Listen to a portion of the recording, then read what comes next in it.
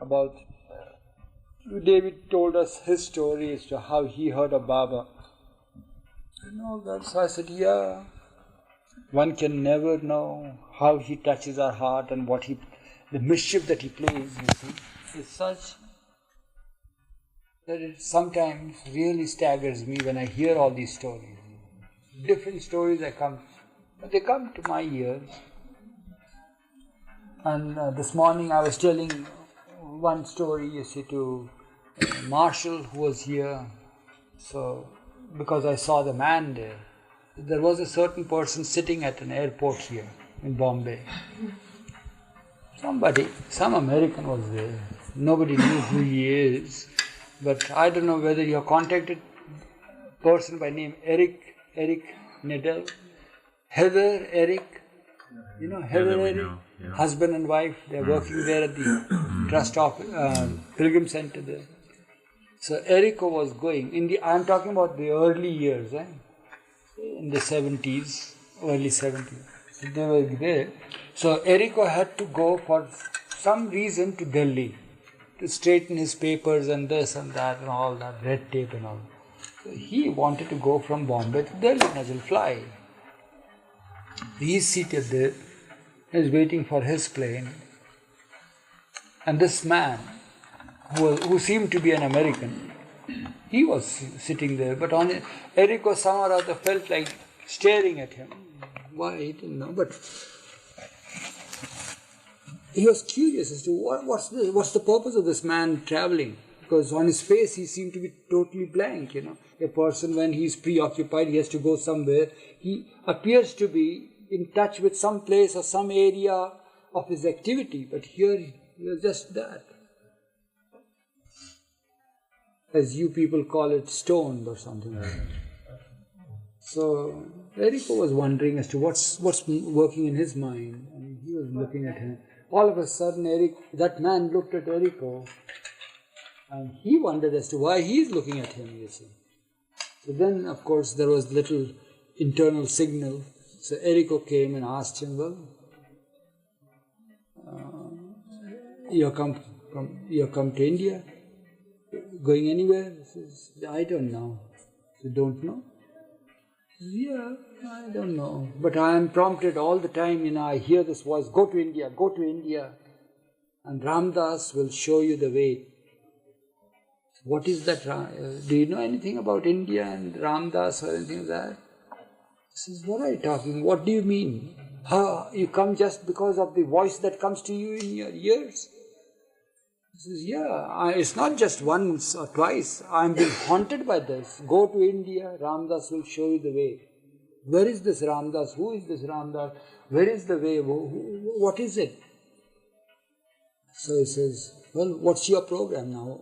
What do you intend to do? So I'm going from here to Delhi, I don't know where, but I'm catching a plane. On my way I have heard about Agra and Delhi and all that sort of thing. And that's all. Of India I know that. He says, then you have just spent money and come here. He says, no, I work in the airlines, so I have the ticket. He says, well, what do you intend? He says, well, something spiritual. I'll go to some places like Banaras and all that. So he says, why don't you go? It's so close by here, a place called Ahmednagar. What's there? Is there Ramdas there? So what Ramdas? No, there is a person by name MeherBaba. Have you heard that? He says, no. In my ear there is that Ramdas will show the way. Is there any Ramdas here to show? Any great one by name Ramdas now? So there's no great one living now. There was one Ramdas. Who is that MeherBaba then? He says, you go and see. He says, how will I go? What should I do? He says, do you want to? He says, yeah, I have nothing to do else. So what he does is, come, let's cancel your booking and all that. They cancel it, and he takes him there to a place in Bombay. There was a lady, Baba lover there. Hands him over there and says, Khorshed, you just see that this cargo is dropped. You have heard the story? No. You see that he is dropped to Ahmednagar, and he has to go. Erico has to leave, so he leaves. So this man, through one of her people, guides him to come to Ahmednagar. He comes here. And all the way he's asking that lady Khorshed, you see, do you know, you are going to send me to some place, it's called Meher Baba, but is there Ramdas over there who will show me the way? What is this Meher Baba place? He says, well, you'll go and you'll see, but is there any Ramdas? No, there's no Ramdas. And he's all the time eager to hear any clue, get any clue about Ramdas. So eventually, it was the day for Meherazad or something like that. They guided him to go to Meherazad, 9 miles from Ahmednagar. So he sits in a rickshaw and comes. And I'm talking about the early years when the rickshaws had just come to ply, when pilgrims didn't know where to stop, the rickshawalas did not know where to stop. All the boards came into existence later on. So the rickshaw came and stopped at the very gate. And that gate, near that gate, is the stall of our Alobai. Yeah. So as soon as he hears the rickshaw, he comes out from his hole, you see, and says, who is this person has come here? You see the foreigner getting down. At the time, we used to call our brothers and sisters foreigners, you see. And he has baggage, 2 big bags, suitcases. So it's very difficult for him to get out and get the bags, and also Alaba helps him out and all that. He says, yes, Jai Baba, this is a place I have just come. Who sent you? So one friend sent me. So which place? Is there any Ramdas here? This is Meher Baba's place? He says, yeah, this is Meher Baba's place. What do you want? He says, Ramdas here? No, he didn't say Ramdas. He says, is this Meher Baba's place? He says, yes, this is Meher Baba's place. Just as he got down there and with the suitcases, so Aloba naturally called for a boy who's working here. His name is Ramdas. He says, Ramdas, come here. So gets his help.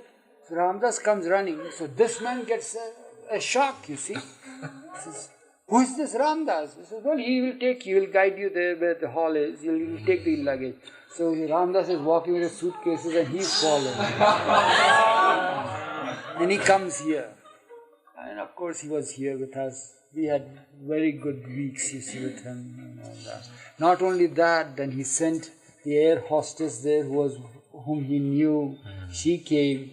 She being an air hostess, she sent so many others, you see, and so forth. Yeah.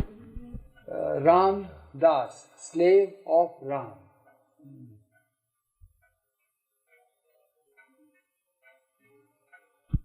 And we learn from him this lesson that if you were, of course, mind is considered to be the enemy, doesn't allow us to reach the Lord, is the one that pokes the spokes, and you see, it's coming in our way all the time.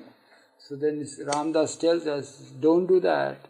Don't treat it as an enemy. Treat it as your good companion, you see, because it is the one that takes you to him. It is the one that takes you away from him, no doubt about it. But placate the mind, befriend it, and with little love and friendly feelings for the mind will take you to him too. Yeah, that's and he has created many stanzas beautiful, placating the mind, befriending the mind, and telling mind, my loved one, you are always with me. You are from time immemorial. It is because of you I am. Why don't you now end this journey and take me to my Lord, and so forth, so on. Very good ones. So for the first time we have heard stanzas dedicated to the mind. Like Baba said about Maya, to placate. Yeah. Kind to Maya. Yeah. Be kind to it, yeah. We have a song we used to sing to the mind to placate it. My dear mind, you don't exist. My dear mind, you don't exist. And you repeat this over and over and over, and it's amazing. After a half hour, you just feel it. You don't exist then. That funny story that we have heard from those who came, the couple who came. Somebody from, all these things happen in the States, mind you. There are different stories about Australia. Each country has its own trait. And Baba plays with the hearts according to the different countries, you know. I'm talking only about the Western Hemisphere. So here's another story. A boy and a girl fall in love with each other. College going youngsters, they fall in love with each other. Well, when they get married, naturally, they get married late after some time. And each one seemed to be having the same hobby of having a pet animal or a bird or anything like that. They loved pets. So after they got married and all that, they talked about it. They're missing, although they had a pet each in each other, but yet they wanted some other species than the Homo sapien, you see, pet. So they talked about it and they said, yeah, let's go to the pet shop.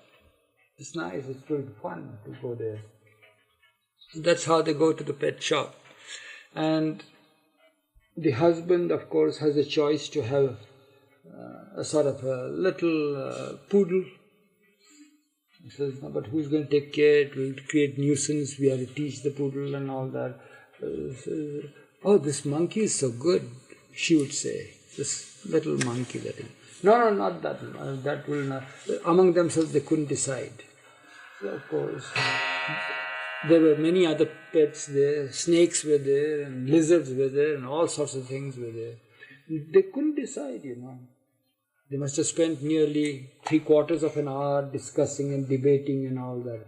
All of a sudden, in their search, they hear, MeherBaba is God, right from the ceiling. And they look up to that bird, you see, that sang out that. And they rush to the person who keeps the pet. He says, did you teach this bird this? Can it speak? This is the first time I'm hearing this. It shows that it must be somebody's pet that somebody has caught. Immediately they bought it. And every now and then they would hear the bird in the cage at that place. MeherBaba is God.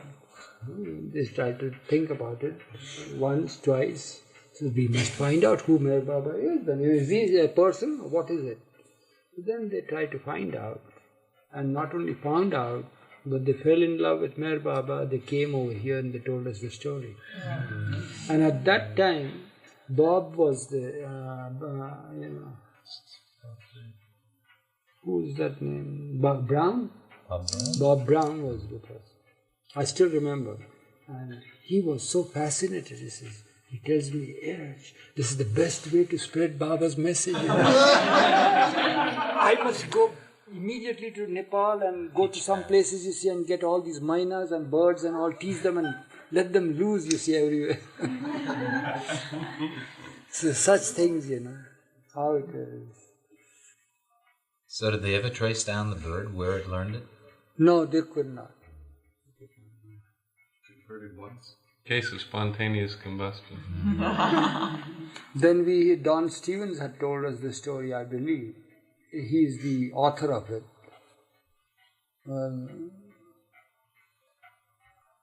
That he heard this from the person. He was interested in metaphysics, that man, some person. And he was very anxious to read philosophies from this source and that source and this and that. And he used to go to libraries every now and then. One day he goes to a library and he's in search of a good volume to take back home and study it, read it and all that for his pleasure. He cannot make up his mind. So very often he'll search here, there and all that. And while he is in the act of finding out, he takes one title, sees it, puts it back and all that. And all of a sudden there's a hit on his head, you see. From the upper shelf, the volume fell on his head while he was bending down. And he's startled, It's a thick volume. And on the floor, you see, God speaks. And that's how he came to Baba.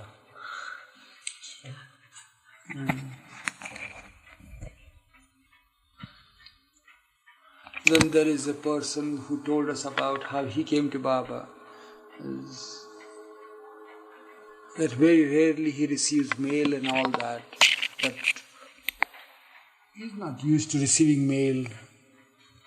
But all of a sudden one day he found that somewhere through a slit, he came back and he found universal message on the floor. And at the time of World Fair it was. So he opened it and read it. That's how he came here.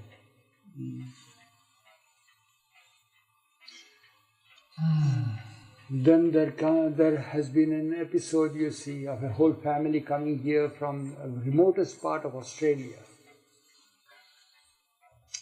What is that mountain? Can you remember? There is a Sinai Mount?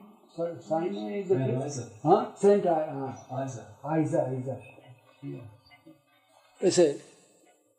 It's a man-forsaken, God-forsaken place in the area. That's what they told us.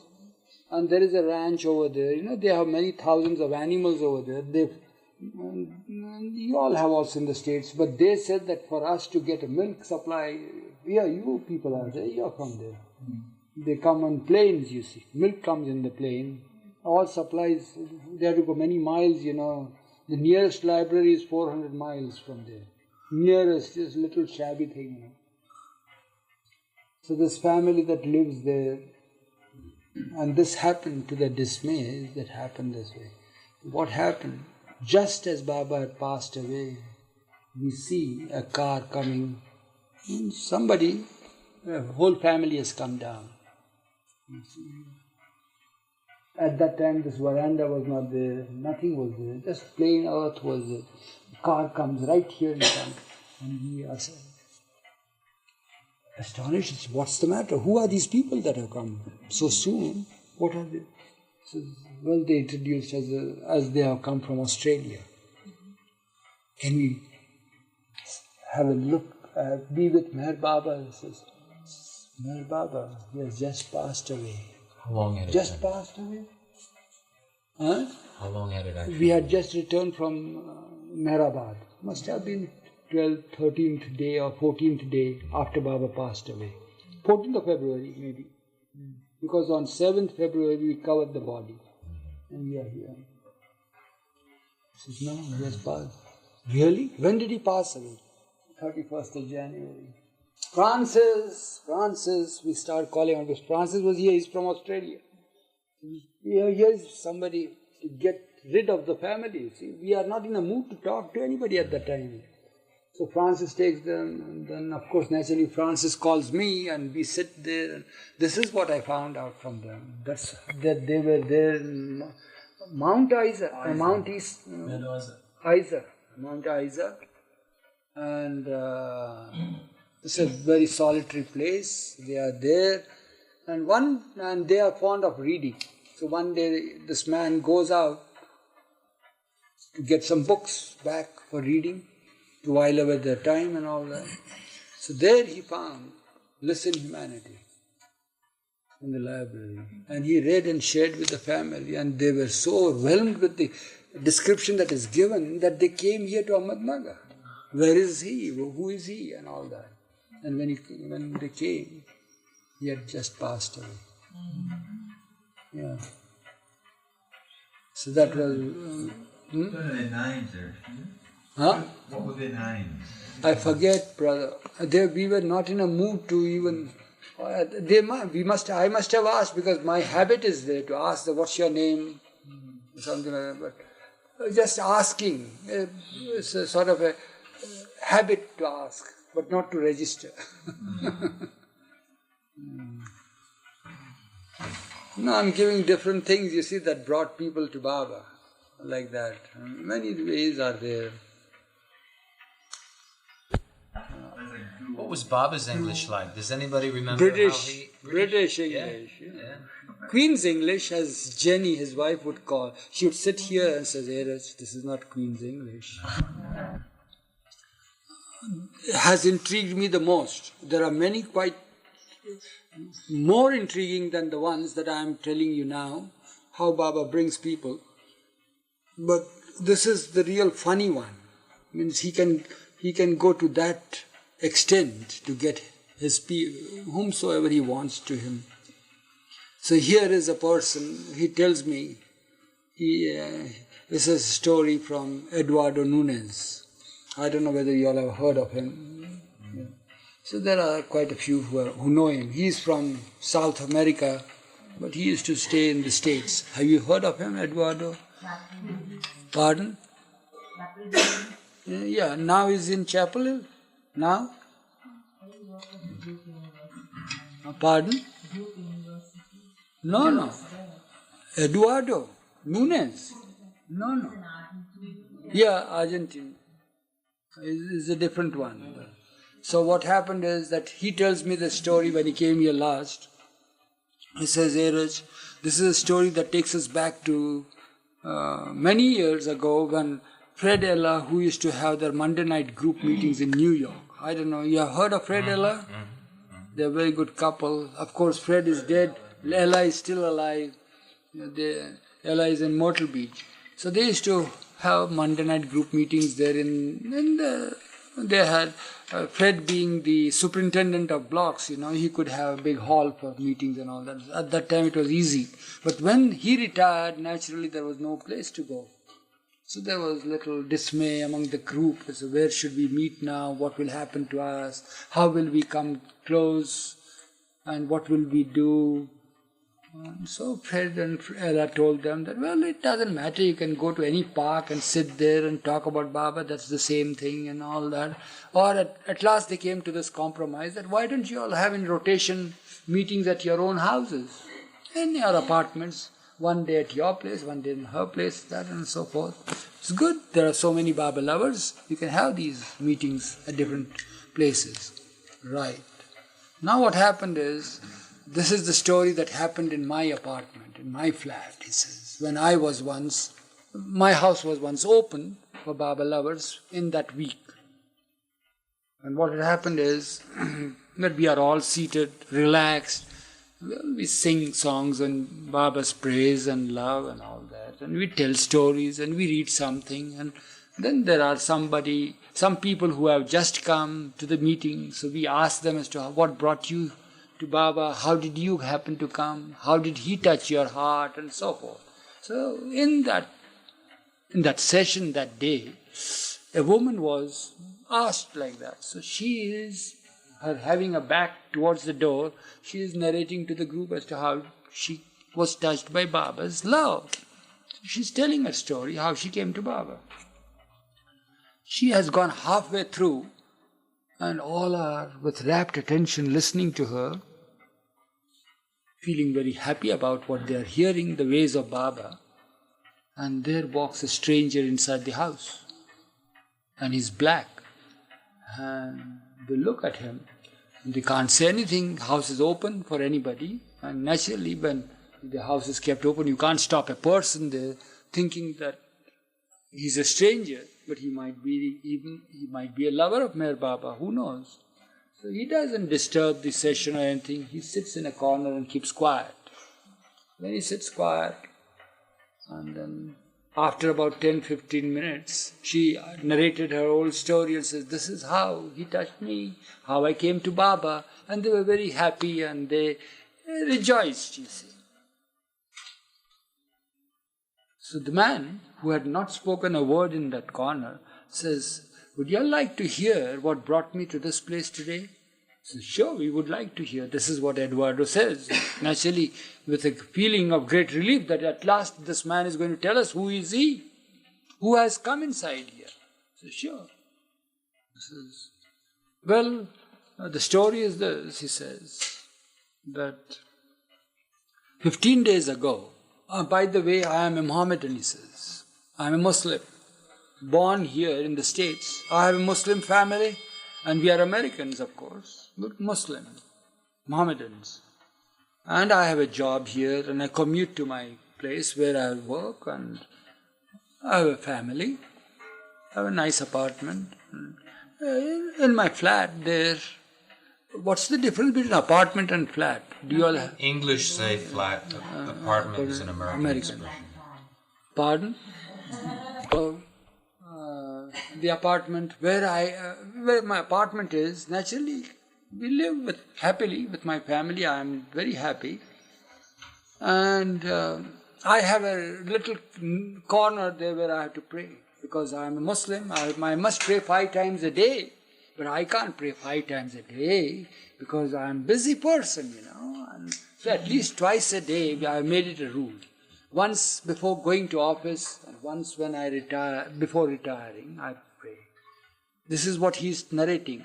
And so 15 days ago, my habit is before going to office, I was in the act of prayer. And the corner that I've fixed there is a little altar that I've created, and I have to face the west, Kaaba, the east for him it is. So we have to face, and I'm praying there, and the prayer entails all sorts of gymnastics that are there. You have to stand up there, bend halfway, not full, bend on your knees then bow down halfway, then bow down, then put your head there and so forth. So while I am in the act of full process, bending down and putting my head on the floor and I am there, so all of a sudden, somebody kicks me on my fanny and I topple down, you see. And I got so infuriated with this sort of insult in my own house, apartment, at the time of praying, and Muslims are really very particular about that, no disturbance while praying. So this is too much for me to bear. So I glanced back, and all that anger that I had, you see, I just looked at the figure. It was such a radiant figure, form, white in white, standing there, and with great authority says, "I am not there, I am here," pointing towards his chest. And all that anger that I had, just vanished into amazement. And I didn't know what to make out of it, what to say. Who could he be to direct me like that? I am not there because I am praying to my Lord, Allah there. And I am not there and I am here means what? I am confused, totally confused. I being a Muslim, I couldn't figure it out what it is. Who could he be? Is he a Satan? Is he tempting? What is it? And many things come, but he cannot be so radiant. He cannot say with such authority and all that. So all this confusion started playing upon my mind. I went back to my job there that day. But while I am there commuting, while I am sitting at my desk, all the time the thoughts come, who could he be? The radiant figure that I had seen. Who could he be? Who could he be? And all that. Just this evening, just this afternoon, the time when the office, he has to return to his place, he has to commute back in the bus. So while I am going back, I saw that figure once again. All the time my mind is on seeing him. Who could he be? Trying to find out about him. So there I see. And what do I see is right at the back of a van, pickup van there, a huge poster, life-size poster is there. And all of a sudden, I don't know what happened. In a frenzy, I started shouting and jumping there in the bus. I said, "Stop, stop, stop." And I jumped out. And luckily for me, that pickup van that was ahead of me, I'm seeing that, it stopped at the signal. So I could catch hold of the driver who's there. I said, "Who is standing there at the back of you?" He says, who could be? He says, "There is a poster there." "Oh, that's MeherBaba." He says, "Who is he?" He says, "Well, he scribbled a note giving your address. So I'm come directly from the office here. So I want to know who is he." So then, of course, they started telling him about that. Must have been George McEwen's van. Yeah, it was George. George was there that day. Yeah. A chapter called Buddha, not Gautama.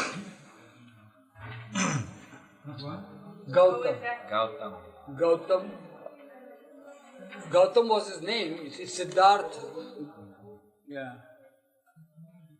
And the Blessed One said, "Those only who do not believe call me Gautama Siddhartha, but you call me Buddha, the Blessed One, and Teacher. And this is right, for I have even in this life entered Nirvana, and the life of Gautama Siddhartha has been extinguished. Self has disappeared, and the truth has taken its abode in me. This body of mine is Gautama's body, and it will be dissolved in due time. And after its dissolution, no one, neither God nor man, will see Gautama Siddhartha again. But Buddha will not die. Buddha will continue to live in the holy body of the law.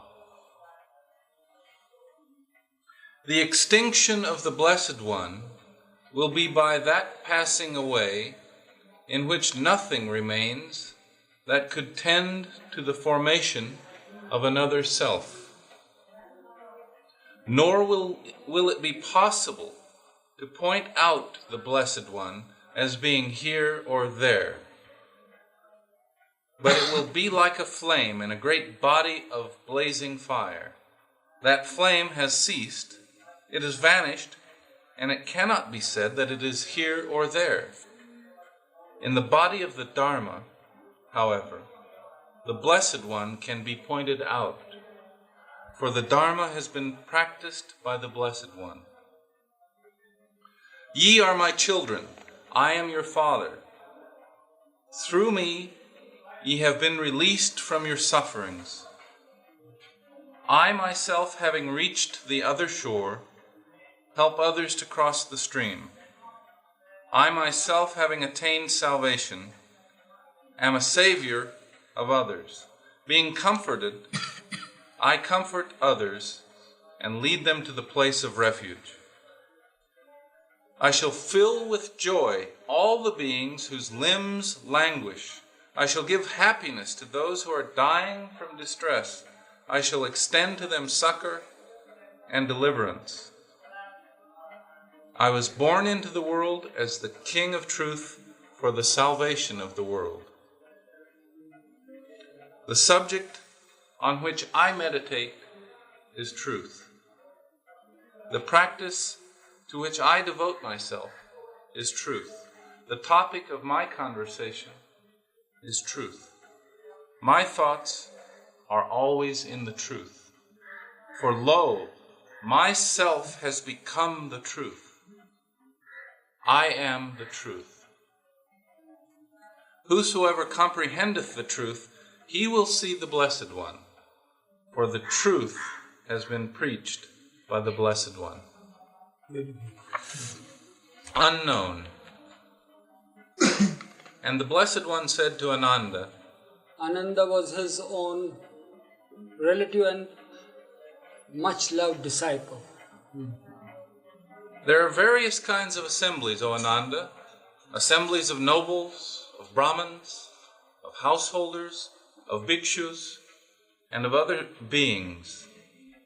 When I used to enter into an assembly, I always became, before I seated myself, in color like unto the color of my audience, and in voice like unto their voice. Then, with religious discourse, I instructed, quickened, and gladdened them. My doctrine is like the ocean, having the same 8 wonderful qualities. Listen to this, so beautiful. Both the ocean and my doctrine become gradually deeper. Both preserve their identity under all changes. Both cast out dead bodies upon the dry land. As the great rivers, when falling into the main, lose their names and are thenceforth reckoned as the great ocean, so all the castes, having renounced their lineage and entered the Sangha, become brethren and are reckoned the sons of Shakyamuni. The ocean is the goal of all streams and of the rain from the clouds. Yet is it never overflowing and never emptied. So the Dharma is embraced by many millions of people, yet it neither increases nor decreases. As the great ocean has only one taste, the taste of salt, so my doctrine has only one flavor, the flavor of emancipation. Both the ocean and the Dharma are full of gems and pearls and jewels, and both afford a dwelling place for mighty beings. These are the 8 wonderful qualities in which my doctrine resembles the ocean. My doctrine is pure, and it makes no discrimination between the noble and the ignoble, rich and poor. My doctrine is like unto water, which cleanses all without distinction. My doctrine is like unto fire, which consumes all things that exist between heaven and earth, great and small. My doctrine is like unto the heavens, for there is room in it, ample room, for the reception of all, for men and women, boys and girls, the powerful and the lowly. But when I spoke, they knew me not, and would say, Who may this be who thus speaks, a man or a god? Then, having instructed, quickened, and gladdened them with religious discourse, I would vanish away. But they knew me not, even when I vanished away. That's beautiful. Now the Blessed One addressed the Venerable Ananda and said, It may be, Ananda, that in some of you the thought may arise, the word of the Master is ended. We have no teacher more. But it is not thus, Ananda, that you should regard it. It is true that no more shall I receive a body, for all future sorrow is now forever passed away. But while Gautama Siddhartha is gone, Buddha remains. The truth and the rules of the order, which I have set forth and laid down for you all, let them, after I am gone, be a teacher unto you. When I am gone, Ananda, let the order, if it so wish, abolish all the lesser and minor precepts. Then the Blessed One addressed his brethren and said, There may be some doubt or misgiving in the mind of a brother as to the Buddha, or the truth, or the path. Do not have to reproach yourselves afterwards with the thought, We did not inquire of the Blessed One when we were face to face with him. Therefore inquire now, O brethren, inquire freely. And the brethren remained silent. Then the Venerable Ananda said to the Blessed One, Verily, I believe that in this whole assembly of the brethren, there is not one brother who has any doubt or misgiving as to the Buddha, or the truth, or the path. Said the Blessed One, It is out of the fullness of faith that thou hast spoken, Ananda. But Ananda, the Tathagata, knows for certain that in this whole assembly of the brethren, there is not one brother who has any doubt or misgiving as to the Buddha, or the truth, or the path. For even the most backward Ananda of all these brethren has become converted and is assured of final salvation. Then the Blessed One addressed the brethren and said, If ye now know the Dharma, the cause of all suffering, and the path of salvation, O disciples, will ye then say, We respect the Master, and out of reverence for the Master do we thus speak? The brethren replied, That we shall not, O Lord.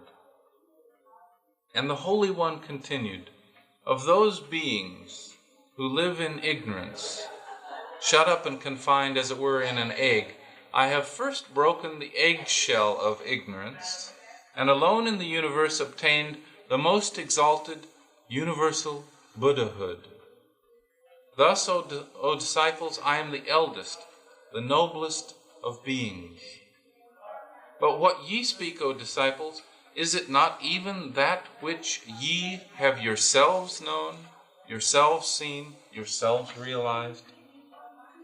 Ananda and the brethren said, It is, O Lord.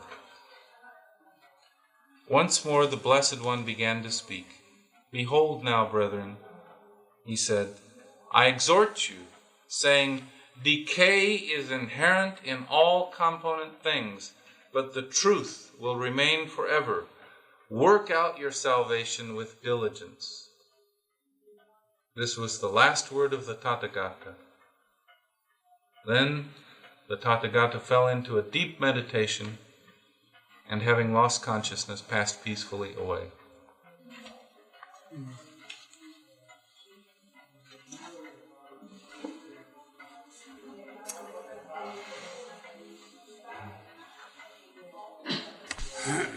Interesting, such things should remain from time of Buddha, but not from the time of Christ.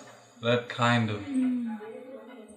But it hasn't been, it should be there somewhere. Yeah. Did Baba ever speak of the tradition that Jesus left a book that is not much known about? He used to refer to that there are some little facts that appear in the Testament. It's not the whole thing. It's fragmentary, very... just few pages are there. Yeah. Jai Baba. But he never said anything about the whereabouts of the book or... No. He didn't say about the whereabouts of his own book. Why should he go out of his way to say about the book of the past? Of course, provoked her by saying that, well, why can't you get him here with all your good looks and all the talk that you can talk about? It's in August. Oh, I said, it's just a month from now, a month and a half at the most. And that was the topic. And she was very interested. You were here, Robert, at the time? No, nobody seems to be here to know the name. So, well, whatever it is. His name was Joel, Dr. Joel. So Joel says Joel will come on my birthday. Okay. But where is he now? He says, well, he has left me, and I came with a party, with my husband, and there's another friend of ours, a family has come. And well, they have gone on their own way. Where have they gone? So well, they have gone to all the holy places in India. Are they coming here? Yeah, they will come, but my husband is not going to come, except for one day for my birthday. I said, one day is enough. It's good that at least he comes for your birthday. He comes to Baba's place. That's good of you, that you have such a good husband who can come for your birthday, but not for him. So, and she had a hearty laugh and all that. And then it was all over, forgotten. Of course, we can't be after a woman all the time, otherwise what will people think of me, you see. So we'll change the topic, and many things happened, you see. It was all forgotten. And now I'm at the trust office one day, and I'm busy with my affairs there. I go to there was a phone there, where Pat sits, you know that. So I'm going there, and she is found to be seated outside on a chair, reading some letter, and has a hearty laugh, just laughing with the letter. So while passing by, I said, well, Laurie, you seem to be very happy today. What, is there good news from Joel? She says, yeah, it's a very good news. I said, what is it? Is he coming? She says, no, this will bring him here. I said, wow. It's good news then. See, what? Just listen, Erich, what is it? So I said, all right. So I stand there to listen. And she read out some passages from the letter, in which the paraphrasing of it, or synopsis is this, that well, it's now nearly 12 days, and he has yet not gone to the place where he wanted to go. He's in Calcutta, in a hotel, and he could not go there yet. He's trying his best to reach there, and means the letter took about 3 days to come here. They had arrived. He must have arrived there a week prior to this letter that he wrote, and said, well, unfortunately, when I was on my way, they have these cycle rickshaws there in Calcutta. I don't know, you haven't seen cycle rickshaws. You have these motor rickshaws here. They used to have cycle rickshaws there. I'm talking about many years ago. So while pullers were there. So what had happened is that while I am going in my rickshaw to Dakshineshwar, means the place of Ramakrishna, some accident took place and I was under the rickshaw man was on top of me. Rickshaw was on top of me and the rickshaw man was on the top of rickshaw. So here I am lying in the hotel there. I said, Laurie, is that a good news? What makes you laugh there? I said, that serves him well. What is this? This is not good for you to say such things, you know. And I just went inside and finished my business, and that's all. Again, she came, you see, for the weekend and all. We had to talk about something as we sit and chat and all that whole thing. Next week, I'm going there again. So there I'm going now, and again I had to go to Pat. So I see her sitting there and again having a hearty laugh. And she's reading out the letter. I said, again from Joel, any mishaps? She says, no, this is real good news. I said, what is it? They said, she reads out the passage. She says, he is writing to her. Says, I'm preparing now. I was about to go after getting over that accident and all that. I'm about to leave now for Dakshineshwar. Unfortunately, what happened, the ceiling fan, the blade of the ceiling fan that was working, it was summertime, mind you, it's July. So it got loose and it fell on me. So this is good news, very good news. So what can we say about people have different ideas. And this is Baba Lover's way of taking all these accidents as very good news. This is not the first time I'm hearing, because in the beginning when I heard this from her, I said, well, what sort of a world it is? How can a wife feel like that? But later on, after some years, I heard something different, which I am going to tell you after this, another fine story. So what happened is that, well, she read out that. I said, this is not good, Laurie. You should have, did you send a cable last time? She said, why should I? He doesn't care for Baba. Why should I do it? I said, but after all, he's your husband, you know. He brought you, isn't it? She said, well, I came on my own. Young generation. Independent. That's how it is. I didn't pay much attention. A week after that, when we are here, see in the crowd, Laurie coming with some venerable looking person, you see, tall, very hairy, you know, huge beard and huge hair.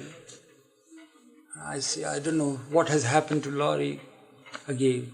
So she comes hand in hand with him, says, Eruch, I want to introduce my husband, he has come. So he's Joel? Says, yeah, Dr. Joel.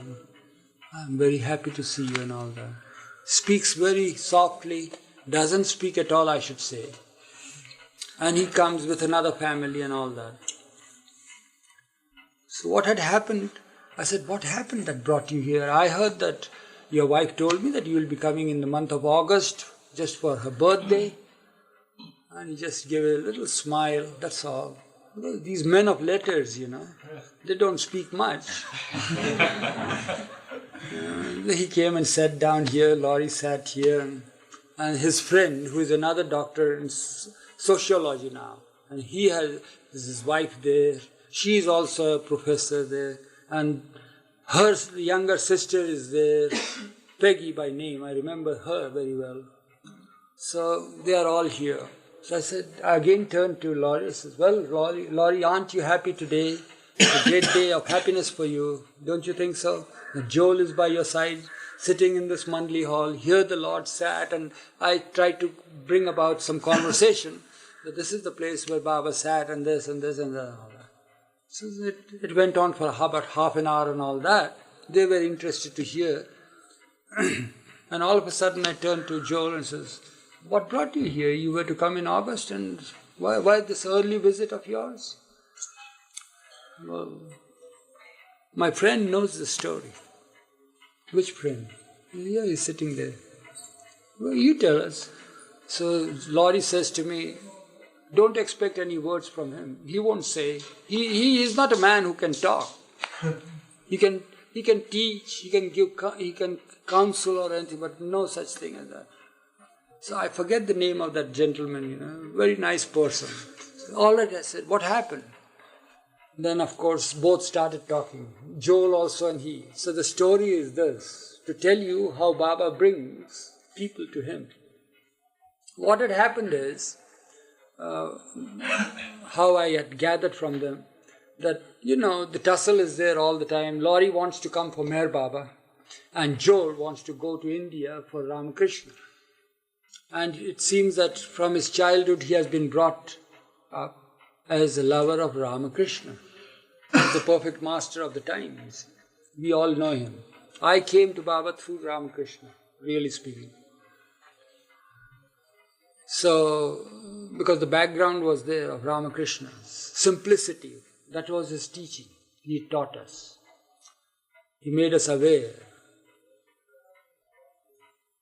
So I was very happy to hear that I told them that, well, it's because of Ramakrishna. Then I told them some stories and all that. Then I told them, yes, then what happened? So they said, what had happened was that she insisted on coming here and I insisted on going to Calcutta. And my friends who are there, they wanted to have sightseeing, holy places in India. So we all went to Delhi first, and from Delhi we journeyed towards Haridwar and Rishikesh, and I was not comfortable. So also my wife, she wanted to leave us and come. So immediately we decided that, well, we leave the company of our friends, they can enjoy their holy places. I have to go to Ramakrishna. I'm waiting for my whole life to go to that place. Dakshineshwar is the place in Calcutta, where just as you have Baba's bedroom and all Baba's things, and that atmosphere is maintained there in Calcutta too. So I naturally went to Calcutta. The same day she left for Ahmednagar. But in our haste and hurry to part and all that and go to our respective places, what had happened was that, of course, we separated our bags and baggage and all that. She came with her own baggage, I went with her. And when I went to Calcutta, what I found was that I was very sad to see this. And what was that? That was a Baba's picture there right on the top of. As I opened the bag, there was Baba's big photo. Underneath was Ramakrishna's photo.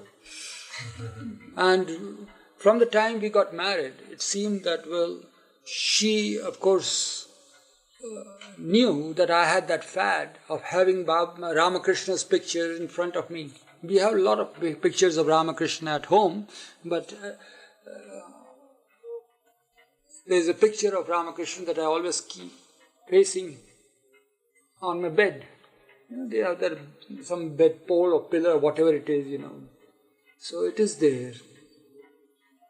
So when she came, she was a Baba lover, Meher Baba lover. I don't know how you have to ask her as to how she came to Baba. But when she married me, she was loving Meher Baba. So when she saw that I used to keep Ramakrishna's picture, which she didn't like, so she got the idea of, well, why can't I put Meher Baba's picture, So every night we sleep on one side, where Laurie is sleeping on the same bed is Meher Baba, and here on my side is Ramakrishna. And we are having that sort of sleep, We sleep in their love, I with my Ramakrishna and she with Meher Baba. Well, it went on for years, and we decided to come to India, and we couldn't part with those pictures, so we would also have these pictures here in India. That is our habit. This is how we are brought up. So we had those two pictures, but what happened is, now I'm missing Laurie, but I have no heart to just have no Laurie there, but at least Meher Baba will remind me of Laurie being by my side. So it's like, so what harm is there if I have a picture of Meher Baba there and a picture of Ramakrishna there? It's all right. She loves Meher Baba, it's all right, and she's not here. She has gone to Meher Baba's place. So I kept those two pictures. And then you know what has happened. Because naturally Laurie must have told you. You know, the letters that came, you're the first you met with the accident and this and that and all that. And then the accident with the fan and all that. And then, when I was, soon after that, after the accident with the fan blade, what had happened is, while I'm lying there, all by myself in a hotel, nice hotel, people looked after me very well and all that. While I'm lying there, in the night, what I see Ramakrishna emanating from the picture. I'm very happy. But he doesn't look at me. He looks at the picture of MeherBabaLibrary. And it seems that he is prompting me to him. And he looked in such a way that it made me, I felt convinced that I should not go after Ramakrishna or anything, but come here, because Laurie's words were still ringing in my ears. What are you doing? You are coming to India and doing this. So I left the idea of going to Ramakrishna and I've come here.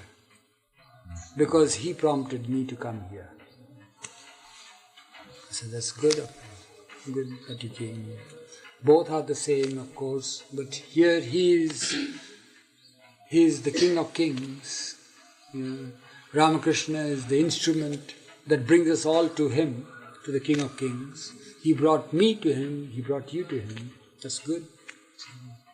So that was one of the things that I learned from this talk, that, well, a person is happy when some calamity befalls somebody who is wanted badly to be in company of Baba.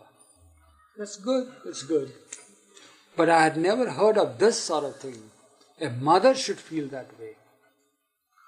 So, it's about 3 years ago, 3 years, Valu, when did that woman come?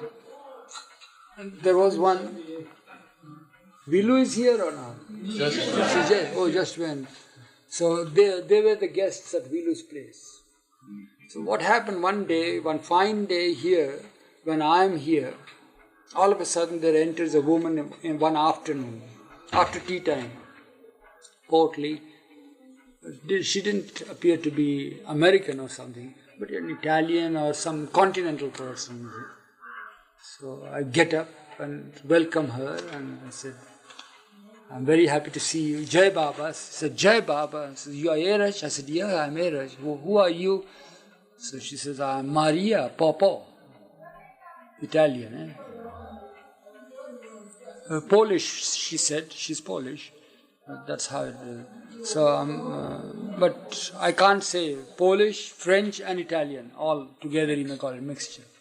So I'm Maria. Oh, I said, I'm very happy. Aren't you happy? This is where Baba used to sit and all that. She knelt there and she was very happy, looked happy. So I said, I'm really very happy that you have come here. It's good that you came. I'm sure you must be happy. He says, no, I'm not at all happy. I said, then you're not happy? It took me by surprise, you see. I said, well, what did I say here? Why? I said, what is it that you are here and aren't you happy? He says, no, not at all happy. I said, why? What is it? Oh, Eruch, she seemed to know me and this is my first meeting. She must have seen pictures or heard of something. For many years I have been wanting to come to India. And my son, young man, but in big position, I said, who is he? What is he? He is the vice president of Chase Manhattan Bank in London. Oh. So what is there in that? You should be happy about it. He says, but for many years I have been telling him to come to India and take me to Baba and all that, but he wouldn't. He had no time. He has no time. But at last I said, he sent you now. No, he didn't send. He has come here. I said, where is he? Is he here? He said, no, he hasn't come to Ahmednagar. Then where did he come? How far? He says, well, he dropped me at Jal's place. Jal Dastu? He dropped me and says, Jal, please arrange for my mother to be taken to whatever place she wants to go. So Jal and Dolly here? Yeah, she is here. So they were surprised. So what's the matter with this? Because he had his wife also. So she is telling us, Maria is telling me that, he came this time to India because his wife told him. She wanted to see sights. He had an American wife, young. So he came because of her. I said, but he could have come here. Yeah, I told him to come for one day, but he wouldn't want to come and I am very unhappy. Please pray to Baba that he comes here.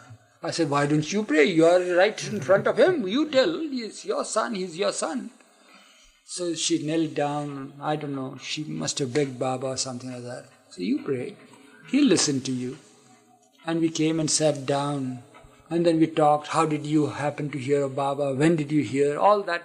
And she heard it through Anita, who is an artist also there in France and all that sort of thing. Oh, I think I met her. She an artist herself? She's a sculptress. I know her, I just met her. She's the one, Maria. Mm-hmm. She travels a lot. France, Italy, England and all that. Yeah. So, I don't know. 3 years have passed by. She's still traveling. She's doing the sculpturing. Yeah, she just went to Paris in November. Yeah. So what has happened now, that we talk about Baba and she's so happy about hearing stories of Baba, fresh things, you see. And I devote a lot of time filling her heart. It's difficult for me to converse, but I can understand her language and she understood my language and all that. Now, I think it's Christmas Eve, New Year's Eve. New Year's Eve, no? New Year's Eve. New Year's Eve. You were here? Yes. Oh, yeah. So, she's at Vilu's place, naturally being the guest. So, while they are having the Eve party, in the midst of it, there's a phone ringing, you see. Jal Dastur calling, Maria, Papa here? Yeah, Maria. Some phone call from Pune, Bombay. So, she goes, and she goes there. And she hears all this.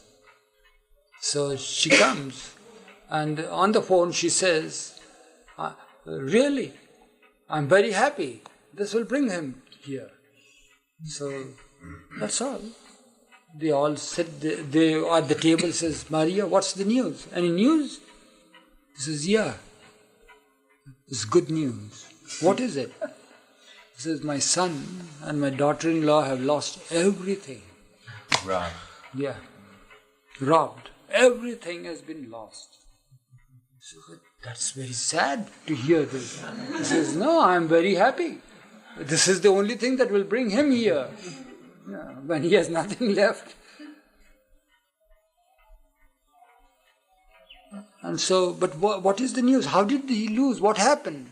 He says, I don't know. Jal was saying that they have lost everything and they have lost everything. And he was saying something about the credit card, Credit card for a vice president to lose is no joke. It's a reflection on him. Unlimited credit card. The whole bank is there. So that's terrible news. And she comes here in the morning. Next day was a holiday, so she came. All of them came and she comes. And she is all smiles and everything. There is wonderful news, good news. I said, is he coming? After all, Baba heard the prayer. He says, yeah, surely he seems to have heard. And what is it? What's the news? When is he coming? He says, no, I don't know the date, but this is the news. I said, but is this the news that you feel very happy about it? That your son has lost everything? I said, well, that's good. This will bring him here. Don't you think so? I said, yeah, maybe.